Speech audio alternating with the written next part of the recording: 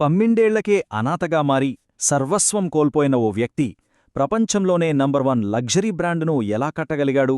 ఇది కేవలం ఒక వాచ్ కథ కాదు. వాచ్ల పట్ల తనకున్న పిచ్చిని ఆయుధంగా మార్చుకున్న హాన్స్ విల్స్డార్ఫ్ అనే ఒక లెజెండ్ కథ. రోలెక్స్ పుట్టుక వెనుకున్న స్ఫూర్తిదాయకమైన ప్రయాణమిది. అందుకే అంటారు, గొప్పతనమనేది వారసత్వంగా వచ్చేది కాదు, దాన్ని కష్టాల మధ్య పోరాటంలో నిర్మించుకోవాలి. ఈ కథ కేవలం వ్యాపార విజయం గురించి మాత్రమే కాదు, మనకెదురయ్యే ప్రతి ఆటంకాన్ని ఒక ఆవిష్కరణకు అవకాశంగా ఎలా మార్చుకోవచ్చో చెప్పే ఒక బలమైన పాఠం. ఒక్కసారి ఊహించండి, చిన్న వయసులోనే తల్లిదండ్రులు లేరు, చేతికొచ్చిన ఆస్తి కూడా దొంగలపాలైంది. సాధారణంగా ఇలాంటి కష్టాలు ఎవరినైనా కుంగిదీస్తాయి కదా.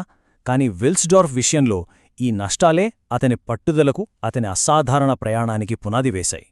సరే, మరి ఏమీ లేని స్థాయి నుంచి ఒక సామ్రాజ్యాన్ని ఎలా నిర్మించాడో ఆ స్టెప్సేంటో ఇప్పుడు విడమరిచి చూద్దాం. ఇదే రోలెక్స్ సక్సెస్ ప్లేబుక్. స్విట్జర్లాండ్లో అతని మొదటి జాబ్ ఏంటో తెలుసా? వందల కొద్ది వాచ్ల టైమింగ్ని రోజూ చెక్ చేయడం. ప్రతిరోజూ వాటి టిక్టాక్ శబ్దాలు వింటూ వాటిల్లో ఉండే చిన్న చిన్న లోపాలను గమనిస్తూ ఉండేవాడు. సరిగ్గా ఆ సమయంలోనే అతనిలో ఒక ఆలోచన పుట్టింది. లోపాలు లేని ఒక పరిపూర్ణమైన వాచ్ను సృష్టించాలని. ఆ ఒక్క ఆలోచనే అతని భవిష్యత్తుకు పునాది వేసింది. లండన్లో సేల్స్లో పనిచేస్తున్నప్పుడు అతనికొక విషయం చాలా క్లియర్గా అర్థమైంది. అసలు కంపెనీలు అమ్మేదానికి, జనాలకు నిజంగా కావాల్సిన దానికి సంబంధమే లేదు. కంపెనీలు వాచ్లను సున్నితమైన ఆభరణాలుగా అమ్ముతున్నాయి, కాని ప్రజలకు కావాల్సింది అందం మాత్రమే కాదు, మన్నిక, ఖచ్చితత్వం. సో మార్కెట్లో గ్యాప్ ఉందని తెలుసుకున్నాడు. కాని దాన్ని ఎలా వాడుకున్నాడు? ఇక్కడే ఉంది అసలైన స్ట్రాటజీ.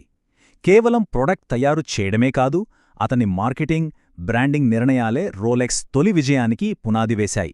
ఆ టైంలో మార్కెట్ ఎలా ఉండేదంటే, కంపెనీలన్నీ వాచులను అమ్మాయిల నగల్లా చూసేవి, చాలా డెలికేట్గా, ఫ్యాన్సీగా. కాని కస్టమర్స్కేం కావాలి? సింపుల్గా ఉండాలి, కరెక్ట్ టైం చూపించాలి, కొంచెం స్ట్రాంగ్గా ఉండాలి. ఈ గ్యాప్నే విల్స్డార్ఫ్ టార్గెట్ చేశాడు. అందం కాదు, ఉపయోగం ముఖ్యమని అతను గ్రహించాడు. అతని స్ట్రాటజీ చాలా సింపుల్ ఇంకా పవర్ఫుల్. అతను కంపెనీలతో పోటీ పడలేదు, కస్టమర్ను ఎంచుకున్నాడు. ఎవరి అవసరమైతే తీరట్లేదో వాళ్లమీదే పూర్తి ఫోకస్ పెట్టాడు. ప్రయాణికుల కోసం నమ్మకమైన ప్రీమియం పాకెట్ వాచ్తో తన ప్రయాణం మొదలుపెట్టాడు. ఆ రోజుల్లో మగవాళ్లు చేతికి వాచ్ కట్టుకోవడమంటే చాలా చిన్నచూపు. మరి ఈ ప్రాబ్లంని ఎలా సాల్వ్ చేశాడు? సింపుల్, దాన్ని వాచ్ అనలేదు, బ్రేస్లెట్ వాచ్ అన్నాడు. లెదర్ బెల్ట్ తీసేసి గోల్డు, సిల్వర్ బెల్టులు పెట్టాడు. అంతే, మొత్తం పర్సెప్షనే మారిపోయింది. ఒక చిన్న మార్పుతో ఒక కొత్త మార్కెట్నే సృష్టించాడు. అప్పట్లో అందరూ వాళ్ల పేర్లనే బ్రాండ్స్గా పెట్టేవాళ్లు. కాని విల్స్డార్ఫ్ చాలా డిఫరెంట్గా ఆలోచించాడు. చిన్నగా, పవర్ఫుల్గా, ఏ దేశంలో వాళ్లైనా ఈజీగా పలకగలిగేలా ఉండాలి. అలా పుట్టిందే రోలెక్స్. అంతకంటే ముఖ్యంగా ఆ పేరును డైరెక్ట్గా వాచ్ డయల్ మీద ప్రింట్ చేయడం, అదొక సంచలనం. సరిగ్గా ఎదుగుతున్న టైంలో 2 పెద్ద దెబ్బరు. ఒకటి మొదటి ప్రపంచ యుద్ధం, రెండోది నీళ్లు. ఈ 2 రోలెక్స్ని ముంచేయాల్సింది. కాని విల్స్డార్ఫ్ వాటినే తన అతిపెద్ద ఆవిష్కరణలకు అవకాశాలుగా మార్చుకున్నాడు. 33%. ఇదొక చిన్న నంబర్ కాదు. యుద్ధం వల్ల, బ్రిటిష్ గవర్నమెంట్ వేసిన ఈ ట్యాక్స్ వల్ల కంపెనీని నడపడం అసాధ్యమైపోయింది. అందుకే తప్పనిసరి పరిస్థితుల్లో లండన్ నుంచి స్విట్జర్లాండ్కి షిఫ్ట్ అవ్వాల్సొచ్చింది. నిజానికి ఆ కష్టమే రోలెక్స్కి ఒక వరంలా మారింది. ప్రపంచ వాచ్ మేకింగ్ హార్ట్కి చేర్చింది. సరే, మరి అప్పటి రిస్ట్ వాచ్లకున్న అతిపెద్ద ప్రాబ్లమేంటి? చిన్న దుమ్ముకణం లోపలికి వెళ్ళినా, కొంచెం నీళ్లు తగిలినా వాచ్ ఆగిపోయేది. ఈ సమస్యకు ఒక పర్మనెంట్ సొల్యూషన్ కావాలి. అదే విల్స్డార్ఫ్ నెక్స్ట్ టార్గెట్. దీనికే అతను కనిపెట్టింది రోలెక్స్ ఆయిస్టర్. ఇదొక సింపుల్ ఇంకా బ్రిలియంట్ టెక్నాలజీ. ఫస్ట్, కేస్ని స్క్రూ టైప్లో బిగించడం. సెకండ్, చిన్న గ్యాప్స్ కూడా లేకుండా రబ్బర్ సీల్స్ పెట్టడం. థర్డ్, ఆ వైండింగ్ బటన్ని ఒక సబ్మెరీన్ డోర్లా టైట్గా మూసేయడం. అంతే, 1926లో ప్రపంచంలోనే first water proof watch ready. Okay, water proof watch తయారు చేశారు, బానే ఉంది. కానీ దీన్ని జనాలెలా నమ్ముతారు? ఇక్కడే విల్స్డార్ఫ్ ఒక మాస్టర్ స్ట్రోక్ వేశాడు. మెర్సెడెస్ గ్లీట్స్ అనే ఒక ఫేమస్ స్విమ్మర్ని రంగంలోకి దించాడు. ఆమె ఇంగ్లీష్ ఛానల్ని ఈదుతోంది. చేతికి రోలెక్స్ ఆయిస్టర్ ఉంది. 10 గంటలపాటు ఆ చల్లటి నీళ్లల్లో ఉన్నా ఆమె ఈతను కంప్లీట్ చేయలేకపోయింది. అది వేరే విషయం. కానీ వాచ్ మాత్రం పర్ఫెక్ట్గా పనిచేస్తూనే ఉంది. సో ఇది ఫెయిల్యూర్ కాదు, ప్రూఫ్. విల్స్డార్ఫ్ మాటలతో కాదు, ఇలాంటి రుజువులతో మార్కెటింగ్ని నెక్స్ట్ లెవెల్కి తీసుకెళ్లాడు. వాటర్ ప్రూఫ్ ప్రాబ్లం సాల్వ్ అయింది, కానీ ఇంకో చిన్న తలనొప్పుంది. అదే ప్రతిరోజు వాచ్కి కీ ఇవ్వడం, అంటే వైండింగ్ చేయడం. దీనికి కూడా ఒక సొల్యూషన్ కనుక్కుంటే? ఆ ఆలోచనే రోలెక్స్ను ఒక లెజెండ్గా నిలబెట్టింది. అదే ఈ పర్పెచువల్ రోటర్.